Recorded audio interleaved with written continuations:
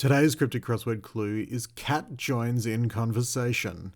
And I love this clue for how I imagine it would appear to someone completely unfamiliar with cryptic crosswords, which is just, it's so weird that this could be a clue. It just is such a kind of weird phrase. How can this have an answer? It doesn't look like it has an answer, but for those of us who are familiar with cryptic crossword clues, there's a way of logicking this out. There's a way of playing with this that gets us a pretty clear answer if we know what we're doing. And if you don't know what you're doing, welcome. We can figure this one out together.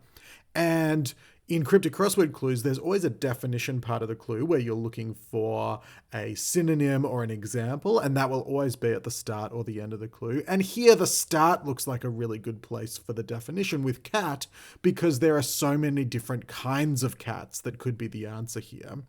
And joins in conversation looks like wordplay because in conversation can be a homophone indicator. If you take the word joins, or if you take a word for joins and you say it out loud as you would in conversation, that might sound like a kind of cat.